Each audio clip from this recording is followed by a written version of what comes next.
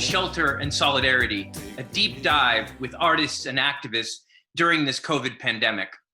I'm your host, Joe Ramsey, live streaming and Zooming with you here from Dorchester, Massachusetts, as we are in our fourth month of this COVID pandemic. From the beginning, Shelter and Solidarity has worked to bring together disparate issues on the one hand directly related to the COVID pandemic, and other issues we might call the endemic, structural and historical issues that have plagued the United States and the world for much longer than this COVID pandemic's time. Today, in our 12th episode, we bring together two themes, two clusters of issues which we have already treated in some depth on this episode, on this show. The first cluster has to do with the university. What is happening to the university during this COVID pandemic? What are the crises, the inequities, and the struggles that structure higher education in the 21st century, and what can we do about them? The second cluster of issues, which we have been dealing with from the beginning as well, and especially in the last few weeks, are those issues clustered under the question of systemic racism, racial oppression, and particularly the struggle that has fired up and flamed up over the last few weeks, and in fact months now, around the struggle against police brutality, police violence, and the general carceral mass incarceration system in this country. Today we bring the university and the question of racism together and ask the question, what is the university's relationship to this systemic racism that everyone or many people are now talking about in a more open way? What does it mean to envision an anti-racist university? What would it mean to envision an anti-racist practice on and around university campuses across this country and beyond? We ask this question not only at an abstract level in terms of what the university in its idealized self-image may think of itself in terms of what it is in relationship to racism, but we ask this question of the university's relationship to racism and anti-racism through the particular vantage point shared by contingent faculty, the standpoint of contingency, which is to say the standpoint of the teaching majority within our higher education universities and colleges across this country, but people who are often inside and outside these privileged institutions at once, doing the bulk of the teaching work, but often excluded in various ways from exerting the power and voice within these institutions that one might think would accrue with the title of faculty. We have some very deep questions to get into today, and some of them are posted on our Facebook event page, and I encourage you to engage them yourself. A couple of those questions include, how can an academy historically and presently structured by and operating through exploitation hope to meaningfully address systemic racism? How are corporate elites and neoliberal administrators, as well as some faculty, responding to the current crisis associated with the names of George Floyd and Breonna Taylor and the massive protests that have occurred since those police murders? How are these elites responding to this crisis in ways that tend to perfume rather than uproot the fundamental inequalities that run through our institutions? What would a truly egalitarian anti-racist practice look like for those who are somewhat anchored in and around higher education? What are the structures that need to be transformed if our institutions are ever to have a chance of living up to the so-called universals embedded in that very term, the university? And there are other questions you can see on our Facebook page. We may not get to all of these questions today, but I'm very glad to have a terrific group of contingent faculty, scholars, and activists from across the country to help us do these and other questions some justice today. And I'm also pleased to mention that this will not be our last discussion of this topic, as it has not been our first.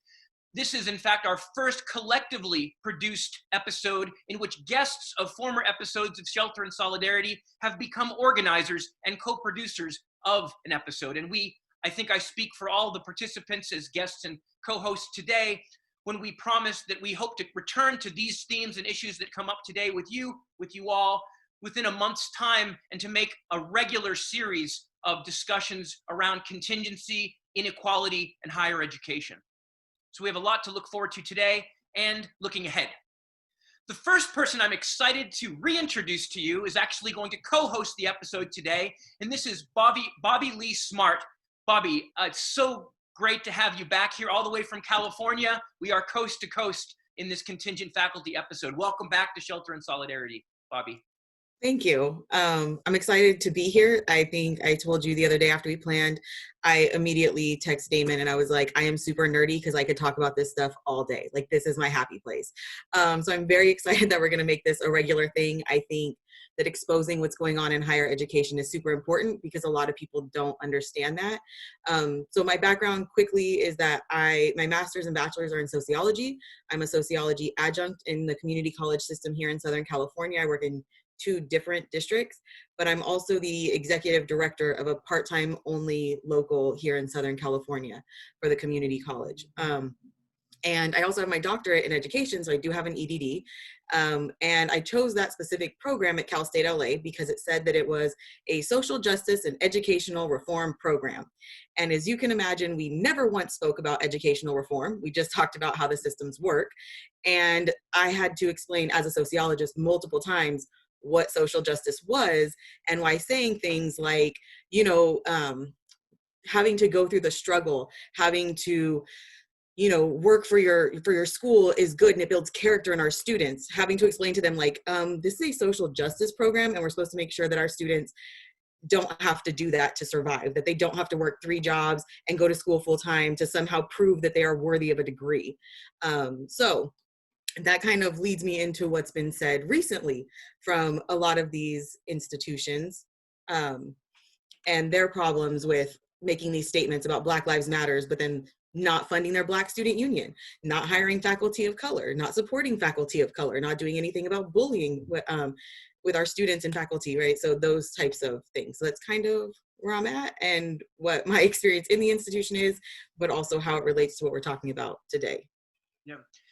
Bobbi-Lee, we're so glad to have you joining the show. I mean, with your energy and enthusiasm for these topics, which I think is a must because we are in a long struggle here, and we need to be able to sustain that energy, but also for your experience and your scholarship on this topic, as well as both faculty and as organizer yourself. I mean, I think you already point to something that I hope all of our guests in different ways will get into, which is kind of this gap between the self-image or the projected image of the university or the university as represented by its official administration and the actual practices that characterize the university, right? And I think that one of the goals of today's show is to kind of engage that, not simply in a cynical way that's just dismissing, the potential that's embedded in the university as by just saying, oh, it'll never live up to its values, but to really draw out concretely and systematically, a map of what is the actual location of the university, recognizing the inequalities and differences among colleges and universities as well, right? And these issues of systemic inequality and systemic racism in particular, right? To think class, race, and contingency together. I mean, just bouncing off of your story, I can say certainly here at UMass Boston, I can recall just a few months ago, or maybe it was a year ago, time has been flying here during COVID times in different ways. The upper administration was celebrating the diversity of its new tenure track hires, right? Literally in one breath, right? And then in the next breath saying, but unfortunately, we will have to cut the funding for the research and community centers that service African-American community, the indigenous Native American community in the Boston area, the Latino, Latinx community, veteran services, and so forth, right? So we see this kind of schizophrenia between, on the one hand, an attempt to try to market the university as an increasingly diverse or diversity-friendly place, but budget decisions and budget cuts, which often undermine the very material support and the very structures which emerged out of the struggles of the 60s and the 70s to at least give some representation and some specific support for issues, histories, and struggles affecting particularly, but not only, people of color and people from historically oppressed and marginalized communities. Right. So, I think this is one of the things we'll get to today. And I think we have 3 great guests, in addition to Bobbi-Lee as co-host, to help us get into this from coast to coast in different ways and different angles. I'm going to introduce all 3 guests right now and then turn it over to Bobbi-Lee to ask a first round of questions to you all. We're joined by Wendy Marshall, first, from Philadelphia. non-tenure track faculty member, scholar and activist located at Temple University, active with RAFT, a name I really love. I mean, it has a great connotation for this moment, I think, a RAFT, the rank and file at Temple Caucus. She's a community organizer and also active in the Black Caucus of the People's Strike. Wendy, thank you for joining us today and for coming back to Shelter in Solidarity. Our second guest will be Damon Dees. Damon is a California-based contingent faculty and scholar with a focus on anti-racism and the university. And Damon is joining us for the first time. It's great to have you with us, Damon. Finally, among our first three guests, we have Benedict Stork, returning to Shelter in Solidarity from being a respondent in Shelter in Solidarity episode 8. He is a Seattle-based non-tenure track faculty and activist with some deep understanding of the political economy of the university and American society more generally. And we're just really thrilled to have you back, Ben. So thanks for joining.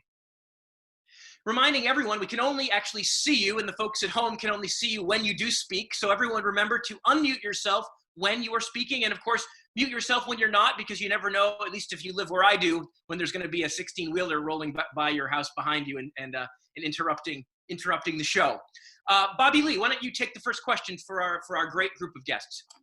Okay, so I think that it would be great for everyone to kind of give a little bit of your background and what you're studying, what you're doing, how it relates to today with the racism, with higher education, so that we can give context to why, not why, that doesn't make sense, but context to how you're going to answer the questions, right? Because I think that where you are, what your political not political, look, I also Democratic Party stuff, how your educational background, your research background influences the way you're going to answer or talk about these questions. So I'll just go in the order that I think Joe gave us, which was Wendy, then Damon, then Ben. So about 3 to 5 minutes, just who are you and how does this relate to it? Wendy was also my favorite last time.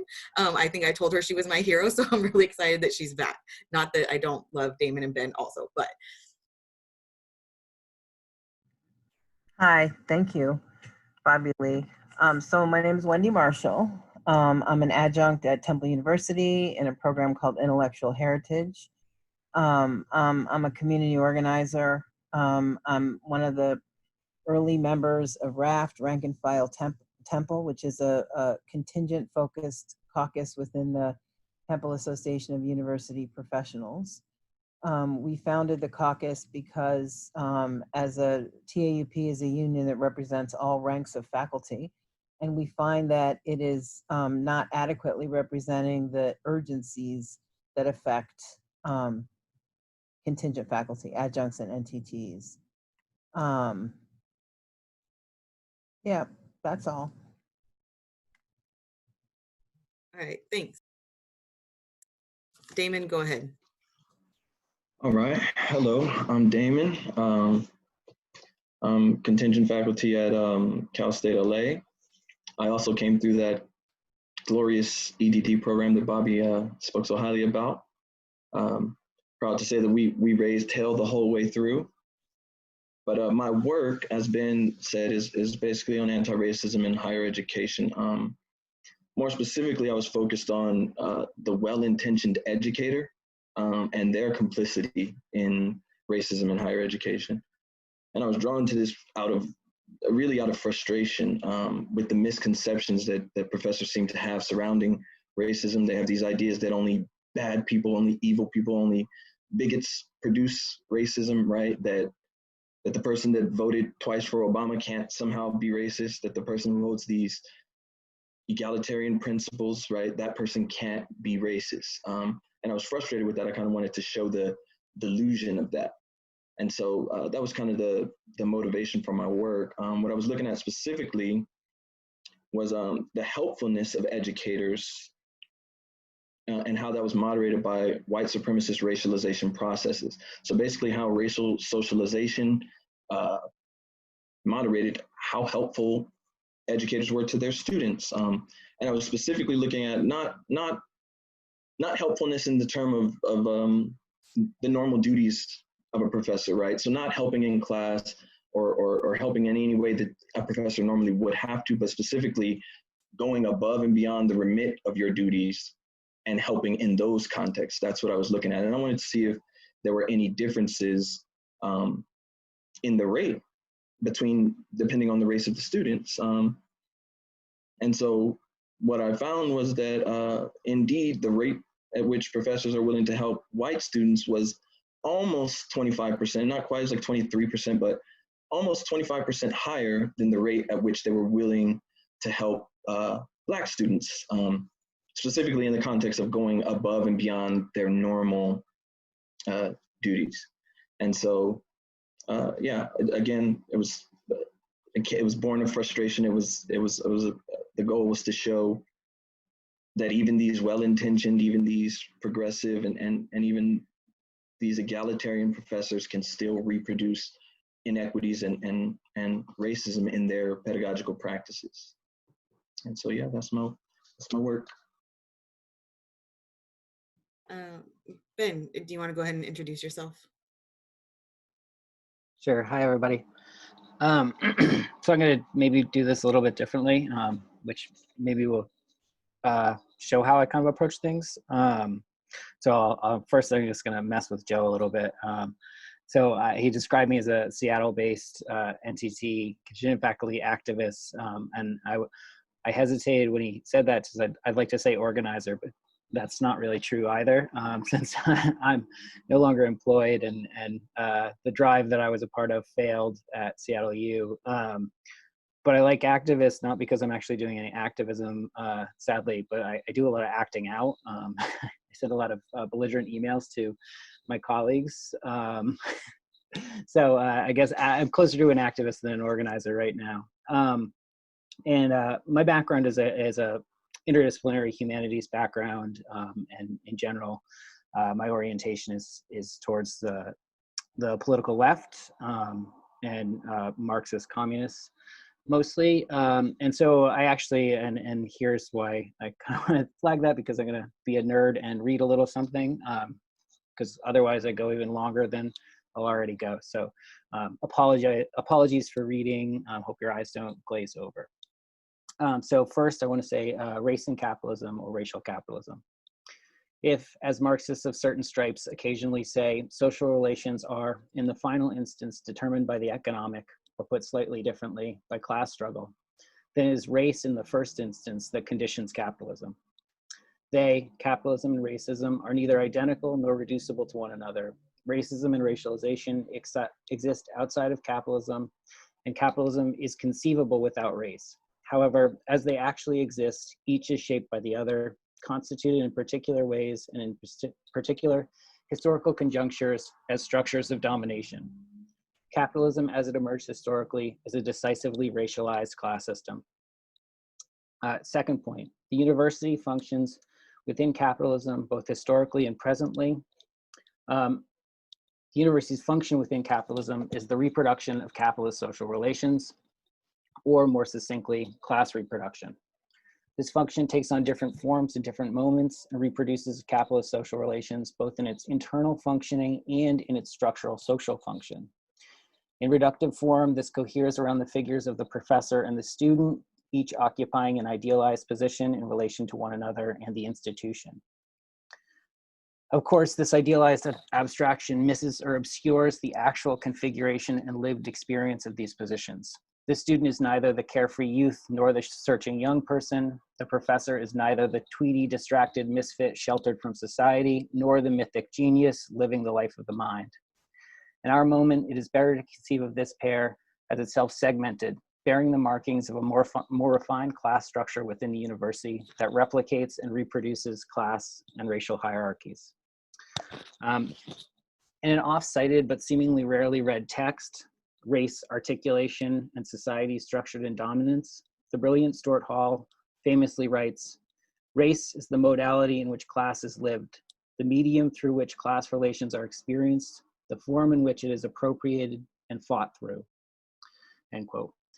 While this quotation is regularly trotted out, relatively little is said about the argument and central concept that leads Hall to make this statement, the concept of articulation. Articulation is the mechanism by which things are put and held together. It is also, of course, associated with expression, though this is not what Hall is interested in. I raise this because articulation might be a fruitful way to approach anti-racism in the academy, insofar as it could help us understand the ways anti-racist discourse is deployed by the university, but also functions in excess of that deployment. Here, I'll stop reading. So what I'm interested in is the way in which and how articulating the relation between class and race, as Hall argues, we can see both the way that anti-racism, especially as it's currently deployed in the university with the numerous statements we've had, but also, and I imagine those of you connected to institutions have gone through this, the initiatives, the trainings, these are, I think, utilizing the concept of race to, in certain ways, displace other aspects, other fundamental aspects of inequality that the institution functions through and reproduces, which are fundamentally race and class. And of course, one of those is precisely the fact that that the teaching faculty is a class relation itself, right? That you have a tenured class and an untenured class, and they exist in relation to the university in different ways. Often, in my own experience, and maybe others have this, race can in those situations be deployed precisely to reject or foreclose any conversation about that internal race and class relationship. I believe empirically, it is also the case that non-tenure track faculty are far more diverse than tenure faculty as well as a population. But that said, I also want to sort of insist that articulation works both ways. That is, if the institution deploys race as an obscuring factor, and an obscuring tactic to hide or otherwise distract from its sort of function as a both machine based on inequality and a both reproducing inequality and functioning through inequality. Anti-racism is also precisely another way to push on that function of inequality, that basis, that fundamental basis of class reproduction in its raced form as it exists in the United States. And I think that that gets me in sort of two ways. This is where I'll end. Sorry, I've already gone on too long. First, I kind of want to go to both what Joe and the group put together in the questions around the question of sort of university and the universal, because I have this really terrific quote from Assad Haider's Mistaken Identity, which is a really interesting little text I highly recommend on these issues. And he gives us this concept called what he calls insurgent universality. And so I'm just going to read really quickly a couple sentences. That's how he frames this. So he writes, universality does not exist in the abstract as a prescriptive principle which is mechanically applied to indifferent circumstances. It is created and recreated in the act of insurgency, which does not demand emancipation solely for those who share my identity, but for everyone. It says that no one will be enslaved. It equally refuses to freeze the oppressed in the status of victimhood that required protection from above. It insists that emancipation is self-emancipation. I really like this formulation of universality, both because it is active, it is a universality that's in formation in the insurgent moment. I think anti-racist work does this in practice, not when it's not when it's done from above, but when it comes from below, right? The sort of solidarity practices, the coalitions that we see form on the street in struggle, right? And then the last thing I want to kind of go and I will really end with is that I think abolition is another framework we might use to approach the university. And within that, I would just sort of throw out the practical idea of using the framework of non-reformist reform when we think about anti-racism in the university, right? And the first sort of principle of non-reformist reform is, does the reform produce or provide more resources for the institution, right? Does it sort of fit into the already existing conditions, or does the reform push back against those, make those harder? So kind of want to throw that out and the paradigm of both abolition and non-reformist reform as possible ways of thinking about university and anti-racist struggles. Thanks for all that, Ben. I mean, there's so much there really to unpack. I mean, you've given us a number of abstractions and concepts. I think we could spend the next hour and a half really kind of concretizing and bringing out, right? I mean, I think for those who may not be as familiar with the Marxist tradition, right? I mean, just to bring it down to earth, right? Ben talks about the university's function as a in class and capitalist relations in terms of social reproduction or capital and class reproduction. We're thinking about we talked about it over the last time we met, Ben, the sorting and gatekeeping function of the university, among others, right? The way in which the university, contrary to our egalitarian ideals, or at least some of us, is a place that decides who's going to be a manager and who's going to be a worker, right? Who's going to be a so-called skilled worker and who's going to be working a service job for low pay, right? Who's going to be trained to be a leader making the decisions for the future, and who will be sent off by those people to fight and die in a war for imperial control of oil, right? So not to be too reductive and simplistic about it, but just I think it's important to make sure everyone's kind of following that. But I think those are great concepts to work with. Wendy, I'd like to bring you in. I mean, and ask you to step into the same kind of mode that Ben just occupied, right? You've introduced yourself institutionally, but I'd like to hear more, like, what is your, Ben just kind of laid out some core concepts for in terms of how he views this, race and class and the university's place within it, and even the relationship to, so-called anti-racism, or the different ways anti-racism can appear within that context. Without necessarily, locking you to those terms, what's your read on the kind of way in which racism and or anti-racism and the university kind of intersect here? What's your read on what's going on in higher ed today from your particular vantage point, not only in your institution, but more broadly? Thanks. I guess I would like to start with a big question, which is, what do I mean when I say that universities are monuments to the white ruling class? I'm trying to break that down some. So, and I also want to say that a non-reformist reform is something that pushes the working class towards socialist victory, right? And so how we think about that in the university, you can think about how very, very far the university is from any such thing. So, just to raise a series of questions: what is tenure? What is the point of tenure? And what is the point of tenure if the only people protected by it are producers of a bankrupt form of Western knowledge? What counts as research? What counts as service? And why are a group of old white tenured people in charge of who produces knowledge? What's the relationship between the workers who cook and clean and keep the place secure and those who stand up and pontificate?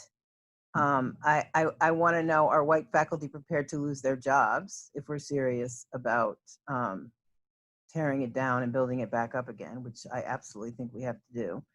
What is the stagecraft that goes into producing a university so that it appears to be some kind of liberal universal body, which it is not? It is a plantation where Black and brown workers are congregated at the bottom doing the work that makes the place go, and some wealthier, whiter people get to stand up and pontificate and produce knowledge, get paid to produce knowledge, I should say, because we all produce knowledge, but there's some people who are paid to do it.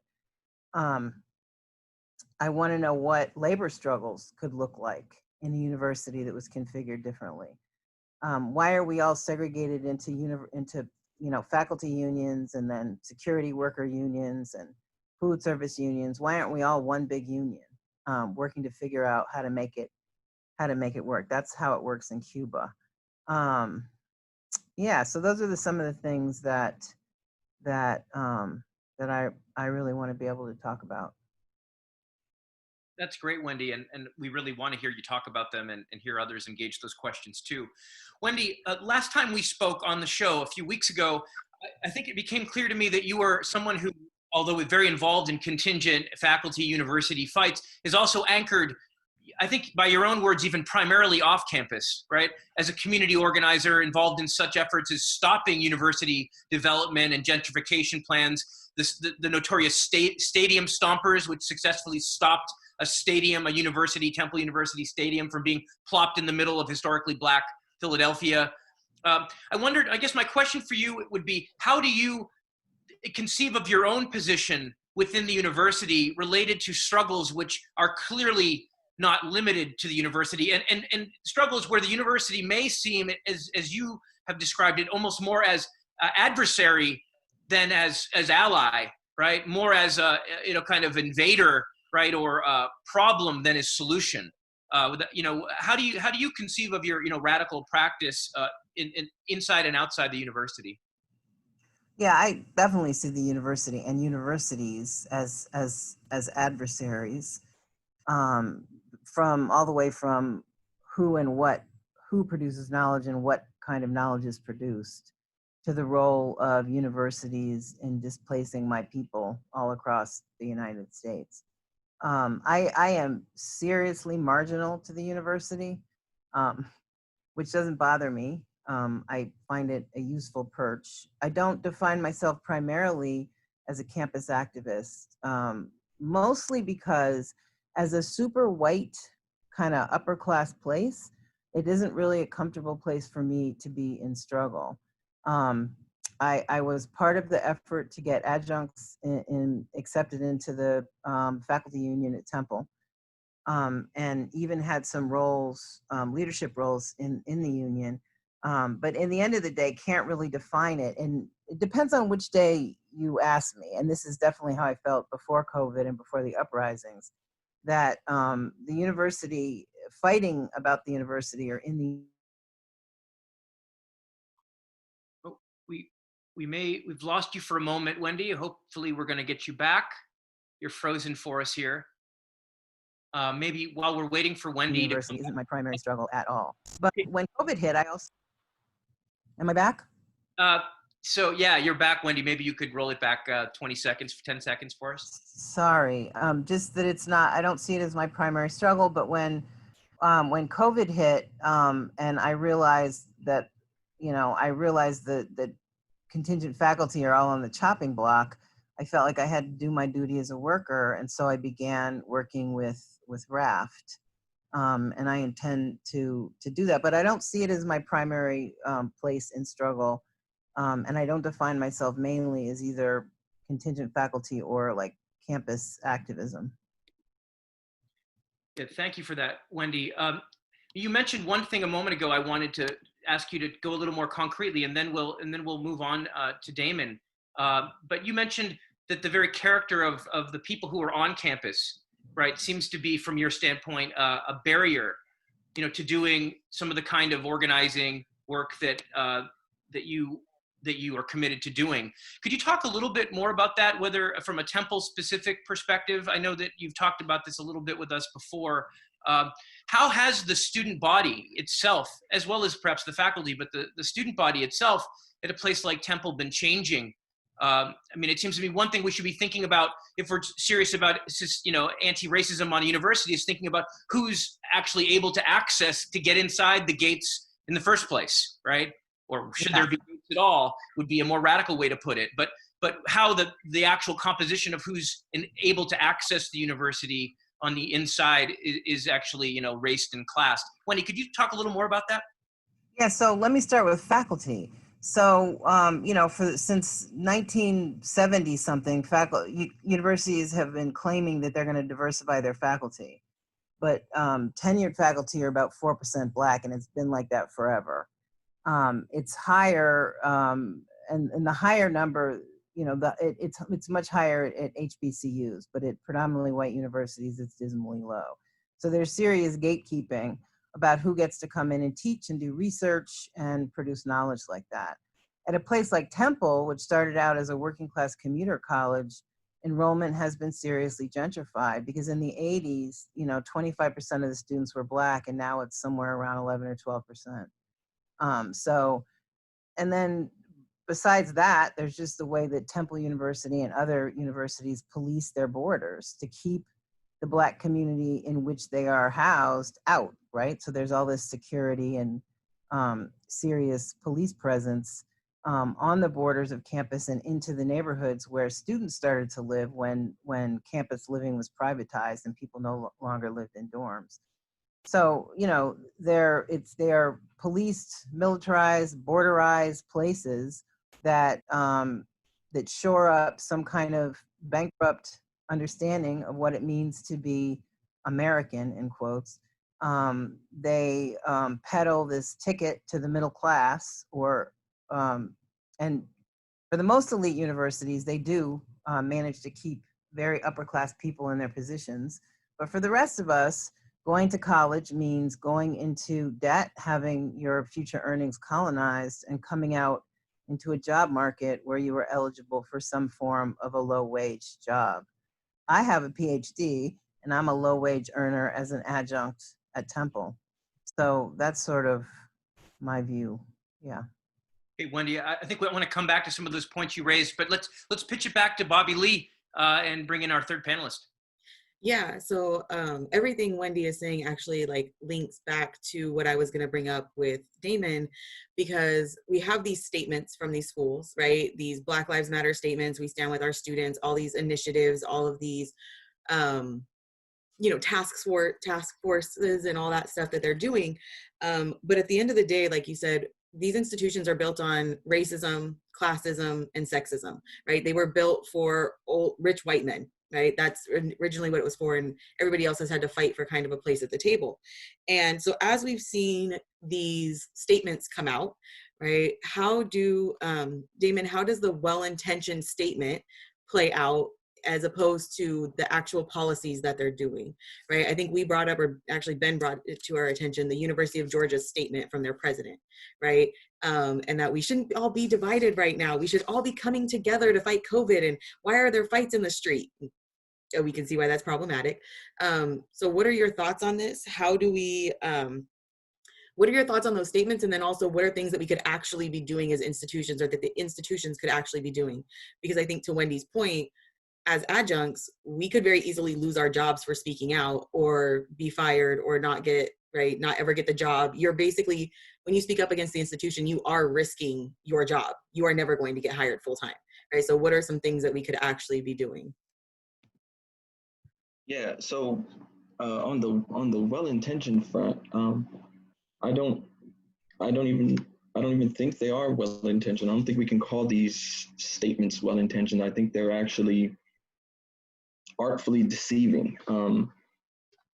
It takes a certain amount of artful deceit to be able to kind of traverse this narrow line where we're professing solidarity, but at the same time not calling out the institutions that are at the helm of whatever the problem is right now, in this case being state-sanctioned murder and violence against Black bodies at the hands of police, right? It takes a certain amount of artful deception to be able to carve out a nice statement that sounds like you're saying something, but you're not. You did nothing to address that, call out that, say anything about that, right? So I don't even want to call them well-intentioned statements, because they're not. They're deceiving.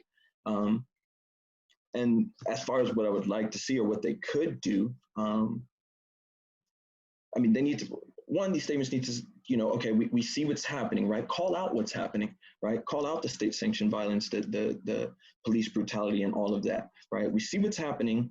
We're concerned about it. Express your concern. And here's what we're going to do about it in the context of our campus. That's the key part that most of these statements are missing, right? Is the action items.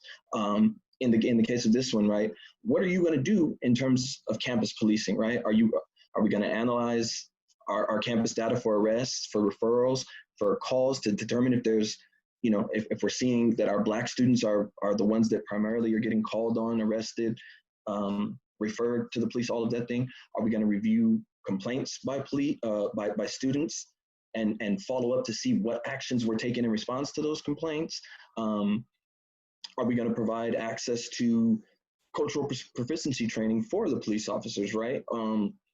Is there going to be ongoing training, for anti-racist training for these officers? Are we doing any of that stuff? Are we doing my personal favorite and just getting rid of them on our campus altogether, right? What are we going to do?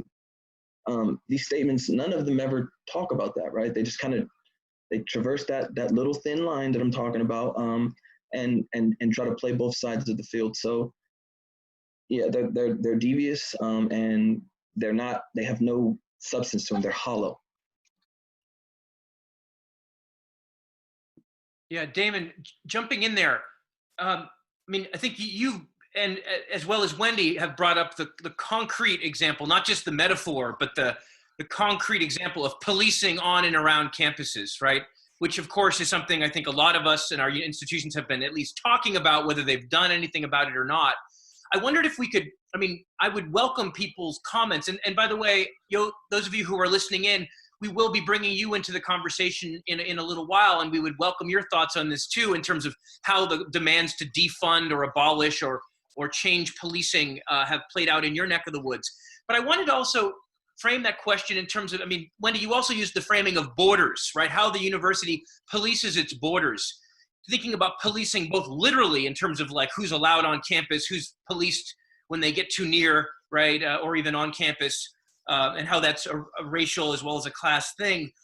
But what are, I mean, I wonder if we could think about what are some of the other ways that the borders of the university are policed, right?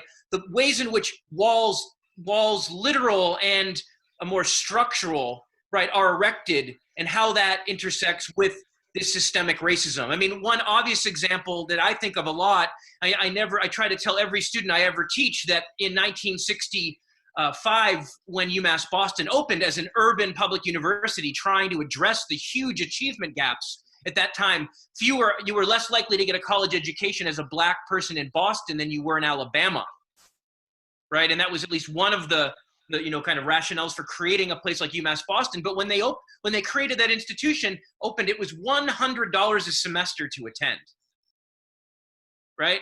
$100 a semester to attend. Now, I'm not trying to, paint a picture of a golden age.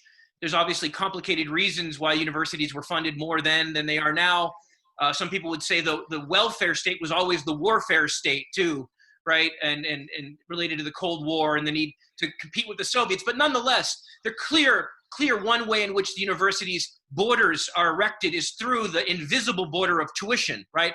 The flip side of which is the underfunding, right, of public institutions, even as private ones may be still rolling in, billion-dollar endowments. So, I mean, tuition is clearly, right, the lack of public funding and the resulting tuition increase, it is one way that borders are policed, right? In addition to the literal policing. I wonder, I guess my question for the whole group, and then I know Bobbi-Lee has a question to jump in with as well, is, what are some of the other ways? I guess take it in either way. If you want to talk about the literal policing on campus and around campuses and what we make of that and what should be done about it, but maybe we can also use policing and borders as a metaphor to think about what are the other ways the university is cut off from people, right? Is by race and by class, by gender perhaps as well, right? Structured in ways that keep people out or don't allow them to participate as equals. And maybe we could think about some of the concrete structures here and by which the university polices people, defines its inside and its outside beyond, the actual gun-toting people on our campuses, which are a problem often in their own right. Bobbi-Lee, do you want to speak to that, or you want to let the panel go and take the next one? No, I just wanted to add a little bit to what you were saying, Joe, and then I'll let them talk. It was that in my dissertation, for those of you who don't know, because you don't know me, it was about adjunct faculty in community colleges in Southern California and how we affect the institution. But one of the things that I talked about was the race of our students and the race, gender, and social class of our students, as well as the race, class, and gender of our professors, and how, as you've seen, people of color, women, and working class students and faculty, you have seen a defunding of higher education and an increase in adjunct faculty. And so a lot of prior research that I state in my dissertation, which of course is not in my brain right now, because I blocked that out, but it is, there is that argument. So I want to add to that, like, what are our thoughts on that, on this defunding since the 60s, correlating with that rise in students, women of color, women, female students, and working class students. So I just wanted to add that layer. Yeah, let's take out the funding aspect. People can take that up in any way they'd like. Wendy, Damon, do you want to jump on this, and then we'll go to Ben and Wendy. Okay. When you were talking about ways that the university polices and puts up these borders and barriers, right? We can look at learning theories, right? The learning theories that we as professors learn about, right? Tinto's theory says that that students have to be academically and socially integrated, right, into the university. Well, universities are inherently white spaces. So when we talk about social integration, we're talking about integrating students into a white, into white culture, white society, a white identity here, right? It's a sense of we're forcing them into a sense of this tug of war between like cultural suicide and sense of belonging in the university, right? Like it's almost like like social isolation in that sense. I always like to talk about the way that rappers talk about their teachers, right? All of them, a theme through all of them is that the teacher said I ain't shit, right? Teacher said I was never gonna make it. Teacher says I wasn't smart enough. Teacher says I wasn't good enough, whatever, right? But clearly these are people who are oratorical geniuses, right? I mean, it takes a certain amount of oratorical skill to be able to deliver a rap, right? Not only that, but they're linguistic geniuses, right?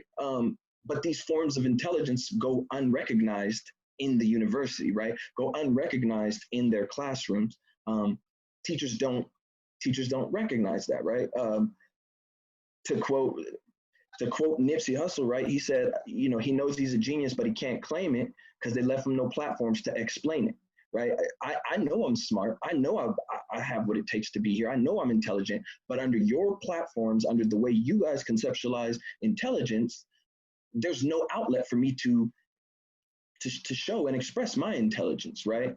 And then he goes on to talk about how that's frustrating, right? And so that's that kind of push out effect there. And so when you were talking about policing and borders, that was one of the things that I thought about. And it also popped in my head when Wendy was mentioning what counts as knowledge and who gets to produce knowledge and things of the like.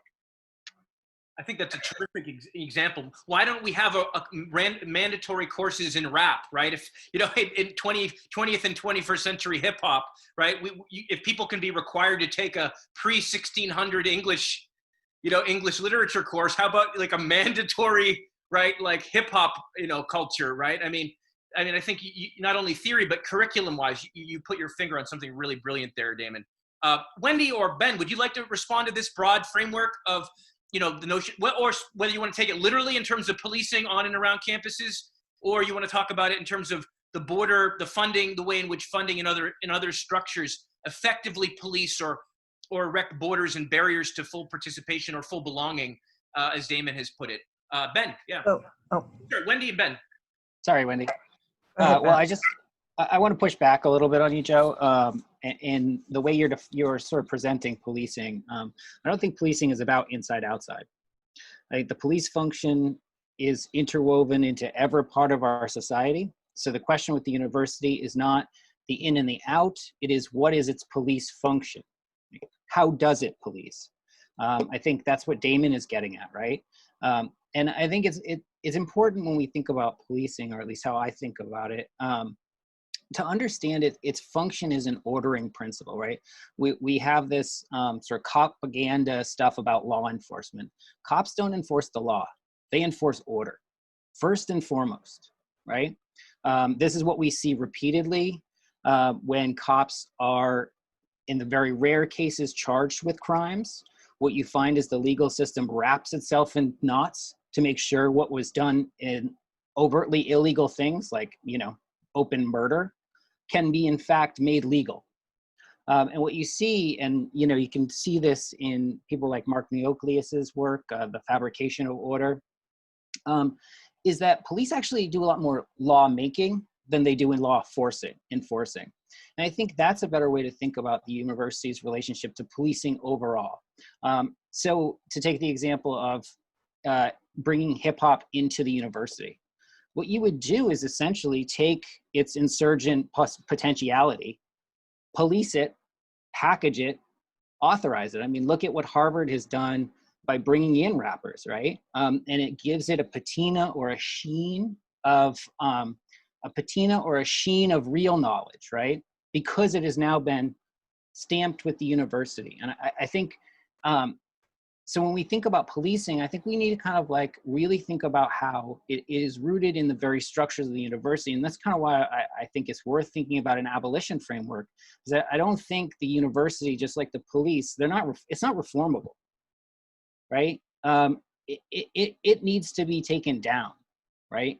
And whatever education is going to look like after that, right?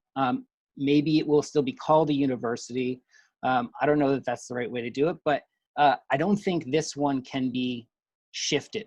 And I think that policing function works from its sort of so-called educational mission to its placement, like you're pointing out, Joe, right? It has it often is positioned as a sort of colonial barrack or outpost. Where I was teaching, Seattle University is located in the historically Black neighborhood, the Central District, which has now been fully gentrified. It basically lives on the property values that went up during that process of gentrification, and yet will in no way do anything to interact with the community it displaced, right? Other than to police them, right? Either by bringing them in or by keeping them out, right? Because it's always this sort of back and forth. And then the last thing I'll say, and then I'll turn it over to Wendy, I think, is when we think about that ordering and policing function, I think we also have to think about our moment, and as a moment in which we are seeing significant increases in what I would call surplus population, right? People who who no longer have access to the wage, and that produces a situation in which order has to be applied in multiple ways. One of those is the straight carceral solution, but the university is also a solution to surplus population, particularly using student debt, right? Student debt both brings people in who otherwise don't have access to the wage with the promise of access to the wage, and then it locks them into that position, right?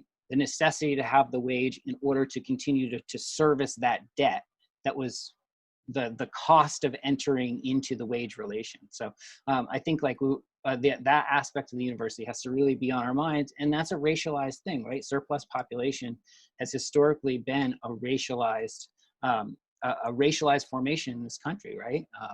That is the racialized division of labor. So I'll end there. Yeah, thanks for all that, Ben. I mean, I totally agree about your point about policing. I was more linking the concept to the borders notion, right? Because there is a way in which some people are kept out and some things are kept out entirely. But as you point out, it's not just about what gets in and what doesn't, or who gets in, but under what terms and under what conditions. And even the most radical hip hop can be domesticated and defanged, right? Just as a potentially liberatory education can be turned into chains of debt, right? As you point out. And I think bringing debt in here, I think is really, really smart too. Thinking about policing and debt together as two different functions of the university's, practices. Let's go to Wendy, and then we'll go back to Bobbi-Lee. So I just want to say that it should be clear, and if it's not, let's struggle about this, that Western knowledge is fucked up and is part of what has gotten us into the situation that we're in. Climate.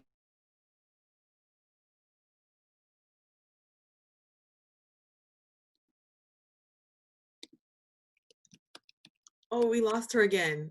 And I think that was going to be it was a catastrophe, Wendy, massive. Wendy, can you back it up? Massive. Back it up 20 seconds. Wendy, we lost you again. This time it wasn't just me. So sorry. Yeah. What? So Climate change is clear. Sorry, if there's one thing that should be clear, it's that Western knowledge is fucked up, and is what has gotten us into this situation. So I think what I want to say about that is that it's precisely because it's so fucked up and so corrupt that it has to be policed. And so the whole university apparatus and the whole tenure system is designed to shore up that bankrupt knowledge and police any incursions into that knowledge, which is why tenured faculty look like they do. So I think policing is all over campus in terms of the books we read, the thoughts we think, the things that are the people who are denied tenure, the people who are stuck in contingent positions, the students who can't get there because they can't afford it, and the students who are there but are going into debt peonage to be there. So I pretty much think the whole thing is a big mess from one end to the other and seriously needs to be torn down. It sounds as if Ben and you have some unity on that point, and perhaps we can struggle about it too. Because I mean, personally speaking, for just myself, I do tend towards feeling like there's still some things to be struggled for. Granted, I'm at UMass, a particular type of institution, and maybe one thing we should be mindful here too is how the university isn't just one thing, right? Certainly, one might argue that certain kinds of elite private institutions ought to be abolished as such, right? And that Harvard and Princeton, endowment should be turned over to the people, right? But maybe, I don't know if urban public institutions have a different status, perhaps something we can get into, and I don't want to presuppose agreement on that. Bobbi-Lee, you've actually looked into these issues also of the racialization of the non-tenure track versus tenure track faculty in the California state system, one of the largest in the country. One thing, I'd love to hear your thoughts on that at some point, but I know you have another way you want to take us. So Bobbi-Lee, take it. Yeah, no, I think I can touch on that real quick and then I can bring it back, because actually what I was writing down to ask about was, can these systems be saved or do we have to start from scratch? And that's something that I've personally been wrestling with. Damon and I are friends on like a personal level, so he hears me complain about this and whine about it all the time. But I think I'm gonna go back to the race stuff and then I'll come back into this and I'll touch a little bit on tenure. So because I have it up right now. So at our UC system, which is the University of California system, it is, where were my numbers? It is 70% of faculty are white, of tenured faculty, excuse me, are white. And the Cal State system, so the California State Community or California State University system, it is 62% of faculty that are tenured are white. In the community college system in California, it is 61% of tenured faculty are white. And I think it's important to note that even though the Cal State and the community college system are closer to that 50% or more. By the way, the students in each of those systems, only about a quarter of those students are white. It's like 24, 26, and 25%, right? So the faculty do not make up or look like the students for the tenured, but the part-time faculty are far more diverse. So there is that big part of this. And then that gets into like, what is tenure? Why do we have it? Why do, when it just tends to protect people, it's gotten completely bastardized, like I said in the last episode, but it protects those who are racist, who are sexist, who are classist, who are toxic in our institution, and there seems to be nothing we can do to get them out. And so I'm leaning more and more towards what Ben and Wendy said, which is we have to start from scratch, that this system has to be dismantled, and I don't know what that looks like or how we rebuild something. But I guess the question is, what does that look like? What would we want to see? How would we start there? And yes, Wendy, personally, I'm willing to lose the job to make space for other people to have that, because we have to have people beyond me saying it. I mean, I said this about, I saw an article that, and it seems tangent-y, but it comes back, I swear, that it was like, does Jon Stewart need to make a comeback? And I was like, no, I don't need another fucking middle-aged white dude's perspective on politics. I need diversity. I need somebody else. And I think it's the same thing with our faculty. I think students are like, we're sick and tired of hearing the same thing from the same people. We need diversity of perspective, and not just look, because a lot of the time they're hiring these people who look diverse, but have the exact same thought process they have. They're hiring Ben Carsons, right? So I guess my question to all of you, and I'll start with Ben, because I know you said it as I was writing it. What does that look like? How do we begin this process? What do these schools, or should these schools look like? What do we do? I think they should look like fucking battlegrounds. That's what they should look like. I think that, I mean, to me, I think in what currently exists as a dispensation, we need to struggle for what we can get out of it. And I think like that's to sort of piggyback on what Joe is pointing out, that universities, even though I do think that they're fundamentally unreformable, it's not that things cannot and potentialities cannot be wrenched from them, but those things will be a struggle. And that I would say they'll be done behind the backs of the institution, right? I know this may not be the favorite for everybody, but right, like Moten and Harney in the Undercommons, right? They start with this playing on Shakespeare, right? And I think it's steal thyself to the university and steal from the university, right? And the idea is if you have access, because the universities do hold resources, when you get there, you should be in politic, steal, take, manipulate, defy the institution from within if you're there, but ultimately never put your faith in it, because it's only ever going to fuck you. And it does not care about you. It does not care about your students at all. They are lines on a spreadsheet, right? I mean, if COVID is showing us nothing else about institutions, right?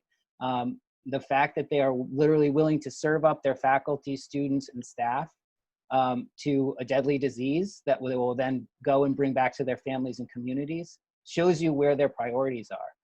To say nothing of the quality of the education that is being provided in these instances, right? And I don't know about the rest of y'all in your university situations, but I know that mine never even paused, did not ever think like, maybe we need to really fucking do something different in this incredibly unprecedented moment. It was just like, how do we get how do we keep the tuition dollars coming? How do we make sure we don't refund anything, right? And how do we indemnify ourselves from any liability when people do get sick and die? And so I think like, as it exists, I think it's about like either both open struggle and struggle behind the back of the institution, stealing what you can, finding your collaborators. And I think in the open, challenging it, making it clear that it cannot live up to the things it says. But ultimately, I think whatever, and I hope this kind of jives with what Wendy is saying, whatever happens in a university has to be linked to what's outside of it, right? Like this has to be part of a much larger, this is one node in a much larger movement, right? And I think for folks on the universities, we really have to think about how we can articulate that relationship, right? How the struggle in the university has to connect to the struggle in the street. In fact, has to become the struggle in the street. Yeah. All right. I'll stop with that. No, that's great, Ben. And I think there is a kind of an interesting line struggle debate that's forming. Your comments from Wendy and you and others have prompted one of our SNS regular followers and I guess respondents, Bruce Simon from upstate New York, works at a public institution, to write an interesting comment and question in the chat box. But I'd like to actually welcome Bruce now, since we've gone about an hour, to start welcoming folks who have been on the call into a more active role. So Bruce, first off, welcome back. And what is your question and comment? Yeah, thanks. I mean, I totally felt undercommons when I was at Princeton. You know, I felt don't conform, do the project that I thought was important to do, work with the people that I thought was important to do. I don't have any loyalty or love of Princeton. But my first job has been at SUNY Fredonia, way out in the western edge of New York. And it's a rural, regional public university. In the last 5 years has seen more Black students alone in those 5 years than in my previous 15 years of being at Fredonia. The underrepresented minority percentage of entering classes is now over 30%, sometimes 40%. So it's kind of, I mean, this is hearkening back to some problematic rhetoric and discourse from ages ago, but in a very strange way, Fredonia is like a melting pot of New York State at this point. It has suburban kids, it has kids from various cities, students from New York City and Long Island, and it's undergoing a lot of changes. So, you know, I'd hate to see an institution like that go.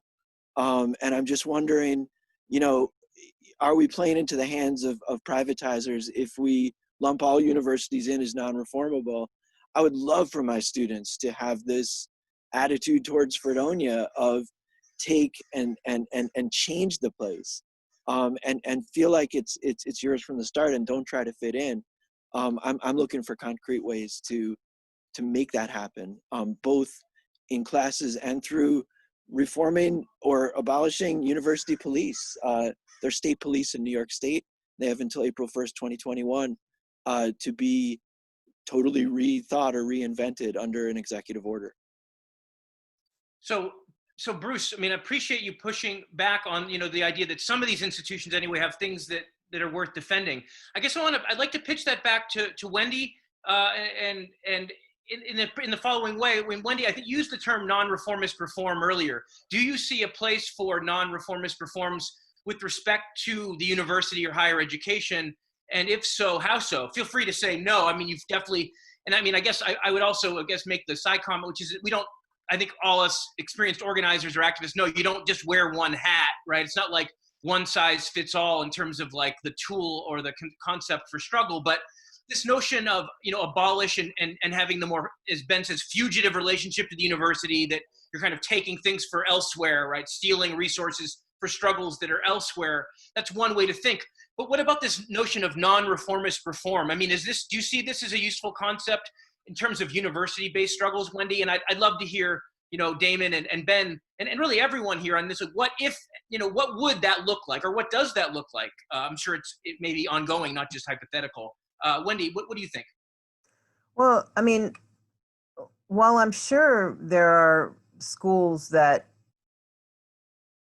are good and that people like, I think we're talking about larger structural issues and what's the relationship to universities to racialized capitalism. What's the relationship between, upholding racial capitalism and what the kind of curriculum that gets taught. I don't even accept the idea that college is worth it, right? I think maybe people need to go to carpenter school and learn how to build houses take over abandoned houses and learn how to put the electricity and the doors back on. I'm not entirely sure what it is that people are learning when they go to university, especially mine, and I don't know what everyone else teaches, but I'm pretty sure I have the big picture. So I don't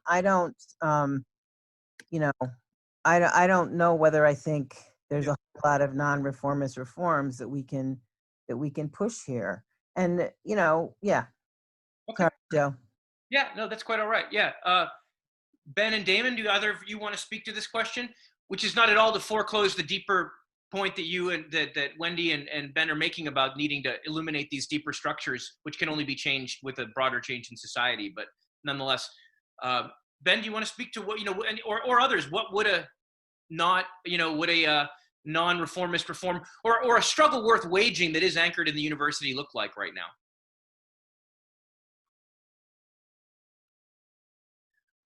I'll real quick. I think non-reformist reforms would be pushing for tuition-free attendance for people of color, right? In particular, the descendants of slaves. I think I think reparations, right? That would be a non-reformist reform. However you could get at it, and some other things like that. Certainly. And I would certainly say that defunding cops and taking that money and putting it in Black student unions and other on-campus organizing. Okay, so the idea of tuition-free attendance, specifically also for descendants of slaves, for people of color, a form of reparations in and through the university. Damon, would you like to, I know your focus tends to be so far on the classroom, the teaching itself, which, the actual like pedagogical space. Do you could speak to that space, or more broadly, what would you see as something that can be done, within or around these educational institutions that would be a step in the right direction? Sure. So one, I think we need to kind of get away from, we need to do more work to untether the university from the capitalist society, right? Stop seeing degrees as, like, degrees have become a form of currency, right? Your degree is all about increasing your market value, right? And when we positioned universities that way, we kind of got away from higher education as a means of human development. You know what I mean? And I think getting back towards that is one thing that needs to be done. Speaking on the classrooms, or not just the classrooms, but in terms of administrators and the like. And another thing is getting rid of to go off of Audre Lorde, getting rid of the piece of the oppressor that is resides within us, right? That knows only the oppressor's tactics and the oppressor's relationships. These schools attempt to be inclusive. They attempt, and I'm using that sparingly, they attempt to be more inclusive, right? Like, for example, using, let's take holistic admission processes, right?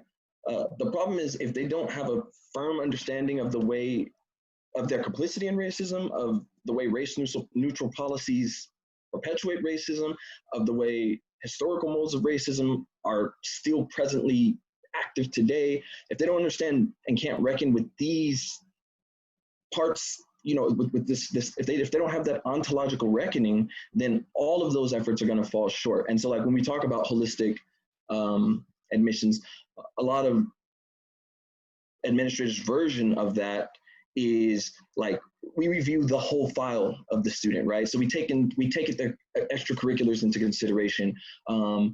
We take their what's something else that they have there? I'm trying to think of something.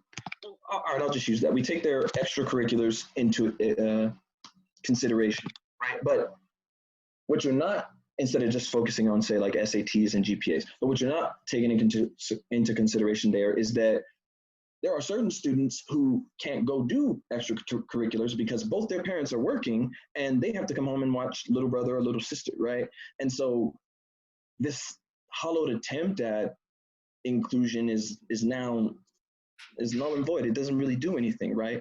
Whereas instead, if we would take a whole context approach, if we had a complete understanding of racism and we take a whole context approach, and instead of looking at extracurriculars, we look at the fact that this student was able to carry a 3.0 GPA while taking care of little brother and sister, right? And to me, that's more impressive than carrying a 3.5 GPA when all you have to focus on is school and you have the tutoring and you have all of these other things, right? When we look at things in that whole context approach and use that as our form of holistic admissions, right? Now we're getting a step closer towards actually achieving that inclusion in our admission process. You know what I mean? I think that's a profound point, Damon. I mean, underneath what you're saying, just all the labor and the knowledge that is and the values that are devalued, right? When that labor and that social activity is not counted, right? The person who's helping take care of their brothers and sisters, that's having to work jobs in high school. I mean, I think that's a profound point. And you point, the admissions process would be one concrete practice we can look at, right? In terms of how could it be reconfigured in a way that would be less oppressive or more at least open to making, pushing the institution in a particular direction. We actually had a couple of comments on the chat box, at least one person who wanted to speak their question aloud and one who didn't. But the one who didn't, Liz and Stu had a question about freedom schools and what might be learned from the Black Panther Party and education that takes place outside of formal academic environments. It's not like this hasn't been tried before, and what might be learned there.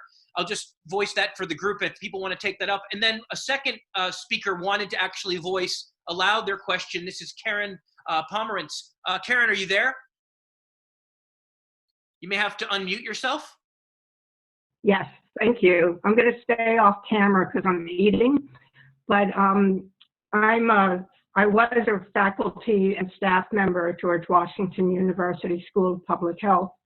I started working at the university as a hospital clerical worker in the 70s, and at that point it was right after the anti-war movement, and I became a communist and joined the Progressive Labor Party, and I'm still a member. So I'm really confused about all these issues around abolition and anti-reform reforms, because it sounds like people are talking about abolition as really transforming society. And I think that's what we want. But I'm confused that people think that it can be accomplished under capitalism, and we can abolish and defund police by just passing legislation, when the role of the police in prisons is to control the social order and to keep the class structures in place. So I think we should become revolutionaries. As hard as it is to just win a small reform, we might as well put our energies into organizing structures and a vision and a plan for a totally different society.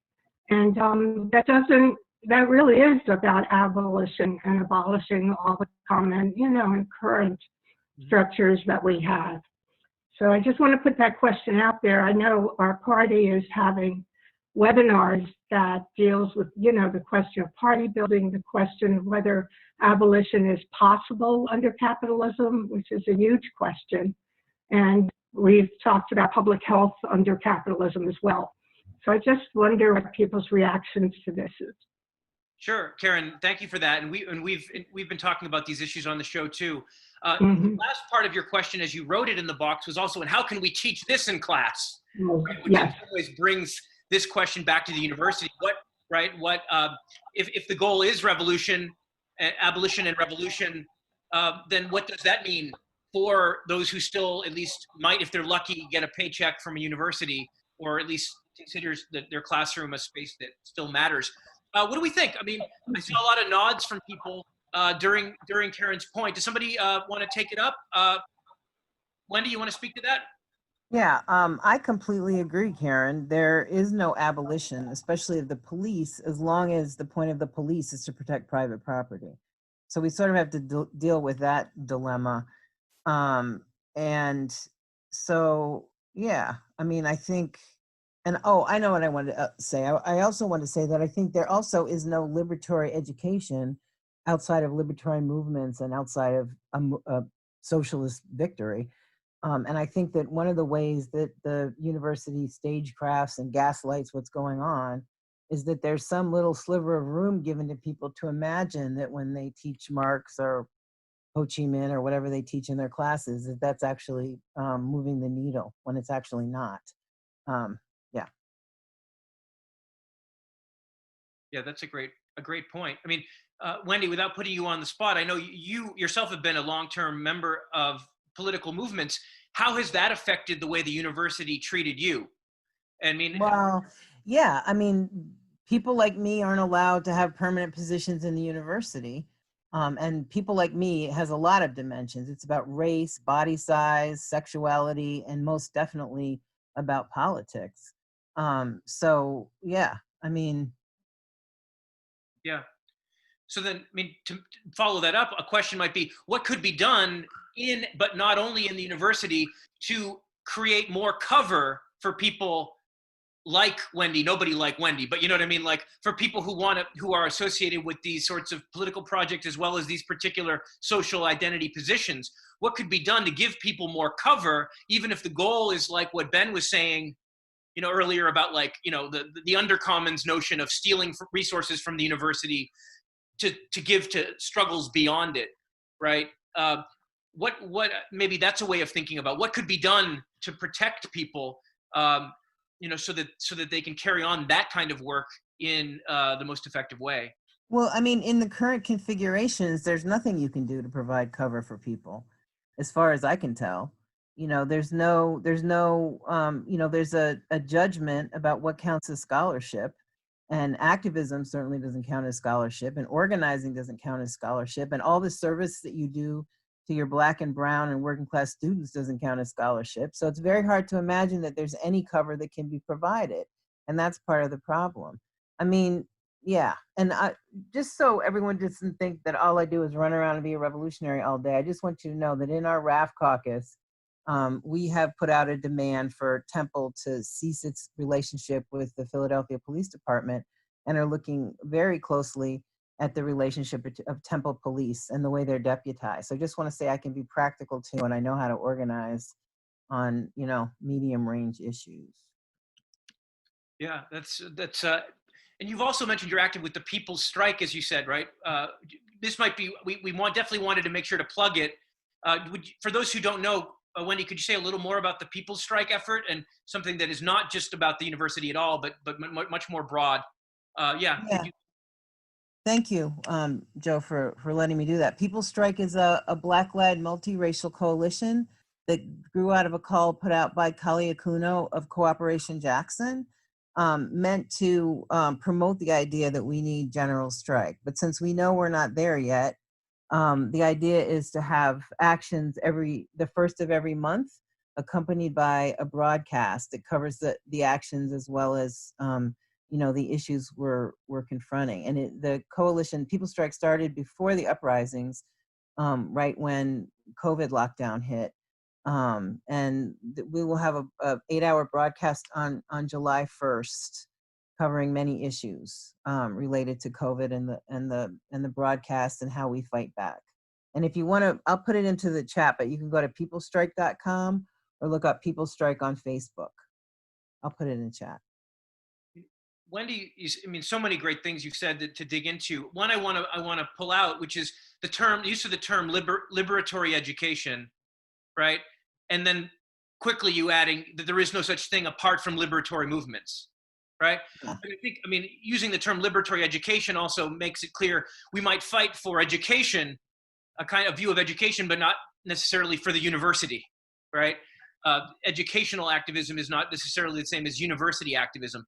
Damon, I wonder if you might step into that, in terms of what are your views on what liberatory, I don't know what your framework for understanding this notion would be, but if, what liberatory education does look like or should look like, and to what degree you think it can or that it does under the right conditions happen within the context of a university, or to what degree it needs to seek, and it does seek and is found on other ground. And if so, I don't know if you could flag an example for us about, what is or what should liberatory education mean to you or to your thinking? Okay, so as far as within the university, as keeping with that same notion of almost like the impossibility of achieving it, right? I think about critical consciousness, right? And this idea that we ever arrive at this I arrive as a liberatory pedagogist, right? That never truly happens. It's something that you have to constantly work at. I think a couple things that need to be present in our praxis are, this is not an exhaustive list, but I think abandoning the myth of objectivity, that teachers are not objective. They're not free from bias. They're not free from, right? Administrators, same deal throughout the entire institution. None of us are free from that. Socialization makes it impossible to have that universal human viewpoint, right? And so I think we need to understand that, abandon that myth of objectivity, and then we need to be intentional about identifying where our biases lie. I'm answering this now in the context of the classroom, and I hope that's okay with the way you worded it, but we need to identify where our biases lie, where our oppression is in our classrooms, right? And then we need to vigilantly work to try to eliminate that, right? And it's going to come back. It's always going to. It's when you wade in the ocean of racism society, right? The waters are always going to spill over into your boat. So it's a constant process of scooping that water out, right? You never fully arrive at this critical consciousness, right? It's something that it's aspirational. You're constantly working at it. You're constantly trying to achieve it. But we need to be intentional about it, right? And we need to be honest with ourselves about our non-existent objectivity. Okay. Thanks for that, Damon. There's, again, so much to dig into here, and the idea of education as an ongoing project, critical thinking, and taking care of the, attending to the spaces where we have influence, and recognizing that, well, good intentions are not enough, right? Good intentions and good liberal rhetoric is not enough to keep from reproducing these forms of oppression. Ben, do you want to step into that as well as a guest as well? What do you think, the tasks of liberatory education look like now? And again, when I say that, I mean to also include Wendy's point about that not being separated from broader social liberatory struggles, not as a simply academic enterprise. But would you like to add to that, to our developing notion here of what liberatory education is or should look like or could look like? Sure. I guess I tend to agree with Wendy about sort of radical pedagogy, insofar as people use it as a substitute for actual politics, right? That as though what one does in the classroom is that work. Now that said, I think people struggle where they are. And so if you're in a classroom and those people are in a classroom, that has the potential of linking up to liberatory movements, right? And, you know, but in the end, it is not in itself, right? Now I think that I think where I would want to kind of pick up on kind of what Damon was saying about, and I don't know if it's liberatory, right? And I think, and I hope I'm not misrepresenting Damon, but the idea of emancipation, it's a horizon, right? Like, it's not going to happen in any one class, right? Freedom is a constant struggle, right? Like, that trying to keep that in mind when you have that, because it's a very privileged position to be a teacher, right? I mean, to be in those spaces with people, and when it works, it's such a magical thing. And when it doesn't, it's so painful, right? I think that's indicative of the potential that's there, even as the institution, I think, constrains that potential significantly. And so I think, like, kind of the things that Damon was saying about making yourself vulnerable, open about the fact that you have a position. You always have a position. I always tell my students, anybody who tells you they don't is lying to you, right? And that's the person never to trust, right? But I also think, and I think Damon's right on to say, like, also try and expose ourselves in that way of how does our own relationship, how do the things we've internalized from this manifest in the classroom, and trying to check ourselves however we can, but do it in a kind of, I don't know, open way. So those are, but I really kind of want to just go back to what Wendy is saying, like, none of that is adequate, right? I think those are good things to do, because I think we should do our jobs in the way that as best lives the things we want to see in the world, but we should never think that it's enough, is what I would say. And for me, and that comes around maybe in part as being contingent faculty, because I think as a graduate student, I might have been more seduced by the idea that teaching Marx or something in the classroom was enough, that having the radical thought was enough. But then, you know, I worked with Marxist professors who wouldn't even, like, cancel their classes for strikes, right? And then I got a job as an NCT faculty, and the tenure line faculty did nothing. Like, their politics was all about what they read or what they wrote or what they taught in the classroom. But ask them to show up at a rally, ask them to do any sort of solidarity action, and then it was like, that's not really my thing, right?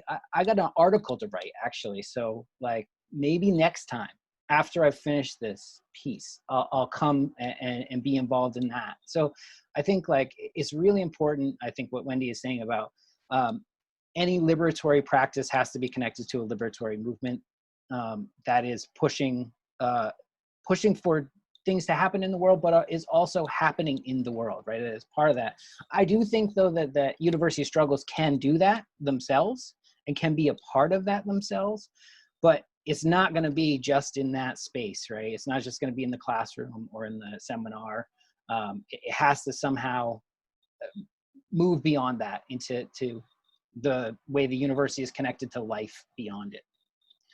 Yeah. Okay. Yeah. Thanks for that, Ben.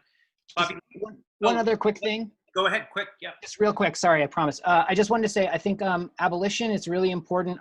I would say abolition is a revolutionary strategy, and its aim is the abolition of capital, of the wage relation, and that's how I think of abolition. So no, it can't happen under capitalism, because if it happened, we would be in the revolution, right? But I think it's also important to put that horizon out there. Yeah, and I think a useful thought experiment, and in the best sense of the word, what are the things that currently characterize the university that should be abolished? Like, we could all make a list together. A few of them have been mentioned already. There may be some things that could be radically reformed, and other things that should be outright abolished. And by the end of the day, we might not be able to call it a university anymore. Bobbi-Lee, next question. And then we move towards wrapping up soon. We've gone an hour and a half. We'll go a few more minutes. If anyone has a pressing question or comment that they'd like to make, please indicate in the chat box. Bobbi-Lee.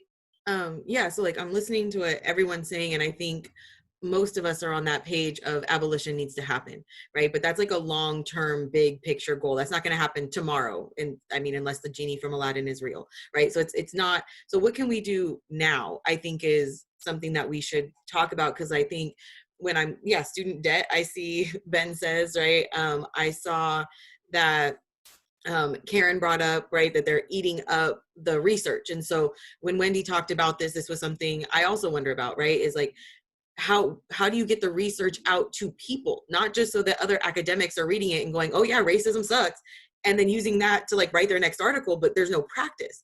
How do you get full-time tenure track faculty on board with understanding the struggles of non-tenure track faculty, right? Of understanding that they are perpetuating these hierarchies with their hiring practices, right? When they're sitting there with only 24% of them being tenured or tenure track, and they're like, well, we can't help you because that'll undermine tenure. I'm sorry, tenure's already under attack. Like Ben said, we are your surplus labor. Try to strike. How are you gonna strike when over 70% of faculty will gladly take your job, take your benefits, and take your office, right? Like, how do you do that when you have this system, right? So I guess, how do we bring the two together to start moving towards this like liberated college? How do we move towards abolition? What are the things we can do? Okay, so ask for, as an appropriate ask as we get near the end of the show, concrete things people can do, knowing that none of them are adequate and enough, right? But things, what we do and don't do matters. What's a concrete thing that you think people could do or stop doing that would, that would push us in that right direction? Wendy? People need to unionize. Faculty, workers all over campus need to unionize, and then workers and unions need to push their unions to be as militant and as left as they can be. I think that's one concrete thing that can happen. I also think that we need to develop coalitions across the different divisions on campus. So workers of all stripes, students, community, the community that it's in, parents, maybe alumni. I think we need to develop broad coalitions to deal with this stuff, and fight for your labor union. That's great. Unionize, push your union. Don't just be passive in it. And then don't just think about the narrow union, think about the broader coalition of communities and interests. That's great. There's a question in the, people could also respond to what students can get involved with from one of our participants online.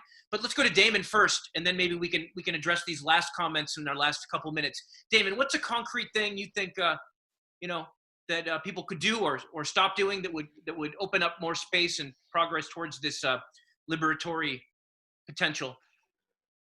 I think we need to lift marginalized voices and more importantly, believe marginalized voices when they tell us about what's going on, right? I'm willing to bet that a lot of people in the chat and that are on right now seeing the Twitter hashtag like Black in the Ivory, right? And we're seeing all of these things that all these Black educators have been talking about, right? But I mean, in that hashtag, it's getting listened to, but obviously nothing has been happening. Every single story in there is about how, and nothing happened. Like the end of the story is, and nothing happened, right?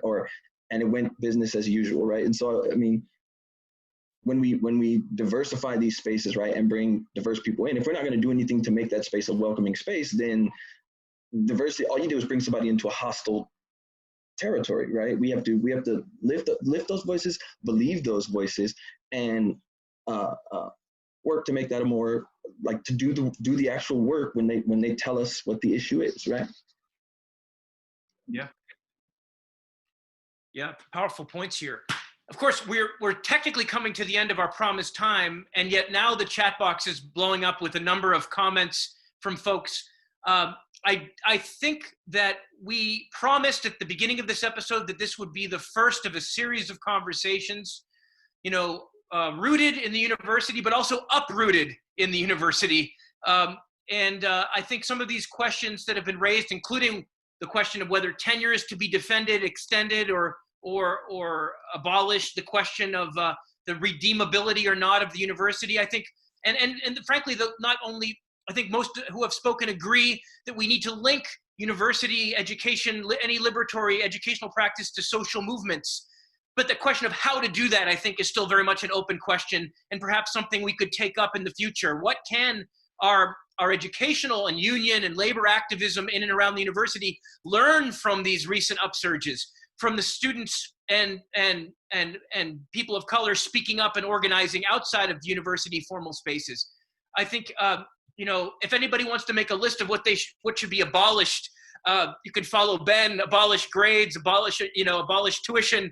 But I think we have the makings of a future conversation. Perhaps what should be we could have an openly abolitionist conversation about higher ed. What is to be done, and what is the list of what needs to be abolished? Because my producer needs us to stay on time for reasons I won't go into, I think we are going to wrap up this episode now, but I want to thank you all for your very valuable contributions, your comments, your questions, those who spoke, those who wrote. We will be back here again next week at 6:30 p.m. to be joined by the very important Black left scholar Cedric Johnson and other labor scholar and activists around the country. Join us 6:30 next week for Shelter and Solidarity number 13 as we enter our 4th month of unpaid, hopefully liberatory, educational, and discussion-based work here. And we just want to thank all the participants today, and help us keep it going. Spread us to your networks. We don't have that institutional backing to amplify our voices artificially. We got to do it the hard way. And hopefully it's an enjoyable process with working with great folks like yourself. Thank you all for being here, and I hope to see you next week. Till then, stay safe, stay engaged, stay together. Shelter and solidarity.